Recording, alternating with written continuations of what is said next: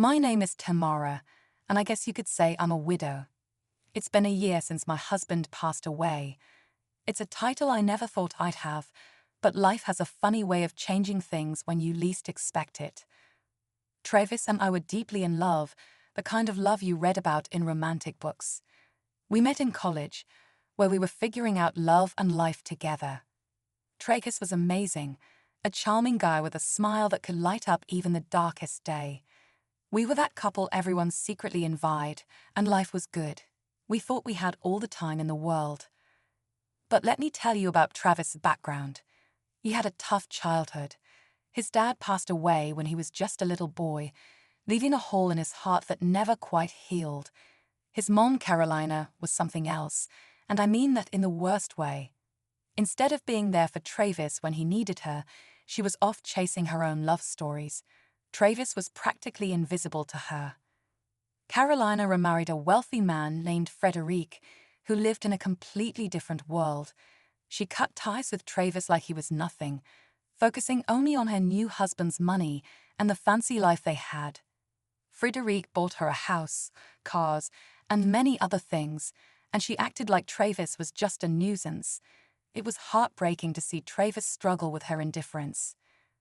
When Travis proposed to me, our life was stable and secure. It seemed like the perfect time to share the news with his mom, hoping it might help heal their broken relationship. So we went to her fancy mansion, full of hope. But when we got there, she couldn't have cared less. It was like Travis was a stranger to her. She barely acknowledged us, let alone our big news. It was clear she didn't care about us at all. That visit was eye-opening. When we stood at her doorstep, her coldness was shocking. "Hey Mom, it's me. It's been a while," Travis said. "Oh, Travis, why are you here? And who is this?" Carolina replied. "This is Tamara, Mom, my fiancé.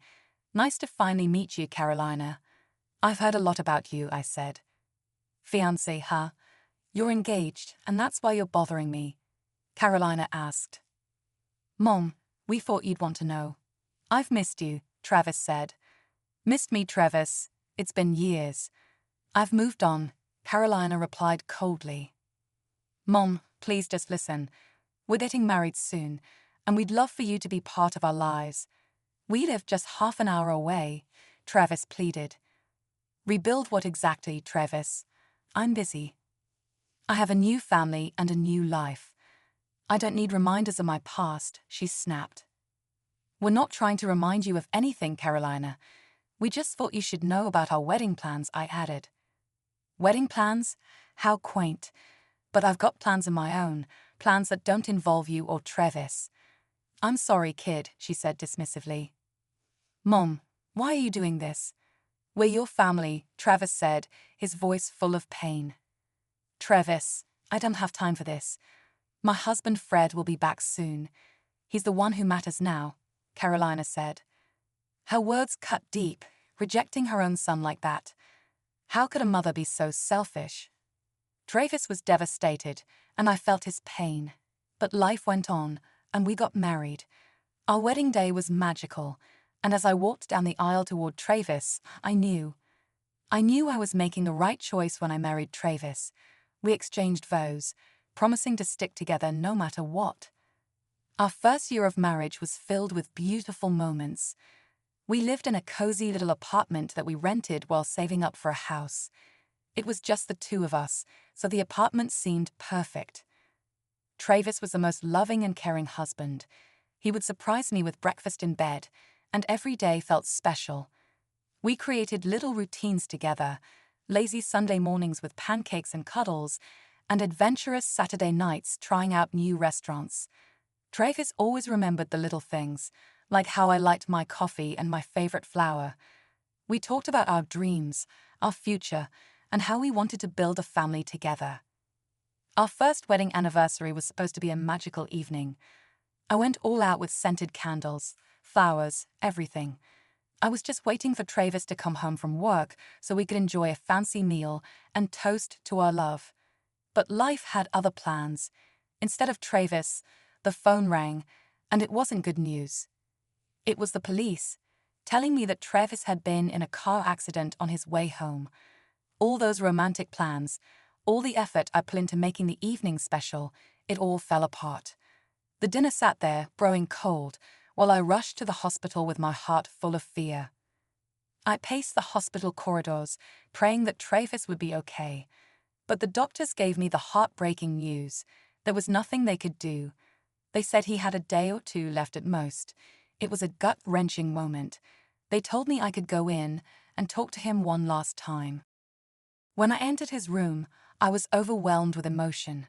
We held hands, tears streaming down our faces. It was all in God's hands now, and I clung to the hope that a miracle might save him. Tamara, I don't know if I'm going to make it, baby, Travis said, his voice weak. The doctors say it's touch and go. Travis, don't say that. You're going to pull through. You have to, I replied, trying to hold back my tears. Tamara, I love you so much. Whatever happens, just promise me that you'll be happy and that you'll find love again. I couldn't have had a better life. Thank you. Travis, please. There's something else, he said, his voice faint. I bought us a house. It was meant to be our anniversary gift. It's a really nice one, in a great neighborhood, right next to my mum's place. I held on to some hope, I guess. I thought maybe if I was close to her, she might let me be part of her life again. I'm sorry, I feel like a fool now. Oh, honey, don't be sorry. You tried. The house is yours now. You're the owner. Do whatever feels right. I understand if you don't want a daily reminder of my mom, so you can sell it or live there. It's up to you. Travis, you're not going anywhere, I said, clutching his hand tightly as tears streamed down my face. I knew I had to make the painful call to Carolina. After all, Travis was her son, and the doctors had made it clear that he didn't have much time left, maybe just a day or two. I dialed her number, dreading the conversation. Carolina, it's Tamara, Travis's wife. I need to talk to you about Travis. He's been in a terrible accident, and the doctors don't have good news. They say he may not have much time left. Oh really, that's so sad. I'm sorry for him. I can send you the hospital address, she replied, almost dismissively. You don't know what I've been through lately. Frederic and I got a divorce, she continued, as if that was the most important thing. I'm sorry to hear that, Carolina, but Travis is your son, and he's in critical condition, I said, trying to hold back my frustration. I told Carolina she should come visit Travis at the hospital. Her response, I have a therapist appointment, so I won't be able to make it. Carolina, he's your son. How can you be so cold? He needs his mother right now, I said, shocked. Look, Travis and I haven't had a good relationship for years. He chose his path, and I chose mine. I don't see why I should drop everything now just because he's in trouble. It's about his life. Don't you want to see your son one last time? I pleaded. I don't know. Like I said, I have a lot on my plate right now. My condolences, Samantha. I'll try to be there for the funeral. Carolina, it's Tamara. You don't want to regret not being there for him when he needs you the most. I've already given my answer. Goodbye, she said coldly. I couldn't believe how selfish she was. Travis was fighting for his life, and she didn't even care. A few days later, the unimaginable happened. Travis passed away. It was a gut-wrenching moment that left me numb and lost. Surprisingly, Travis had a will in place, and he entrusted me with making arrangements for his funeral. In his will, he left me some of his assets, which was both comforting and heartbreaking. Even more surprising, he left a decent amount of money to his mom, Carolina. As for the new house, it wasn't mentioned in the will, but the seller had already transferred it to my name, so it was mine completely. Dealing with Travis' death was incredibly difficult, and I couldn't handle the funeral arrangements and paperwork on my own. That's when I turned to my sister, Kelly. Without hesitation, she said she'd help me through it all. The day of the funeral finally came, and it was as gloomy as our moods. Friends, family, and everyone who knew Travis gathered to pay their respects. It was a tearful service, with people sharing stories about him. Amid all that sadness, I couldn't help but hope to see Carolina there.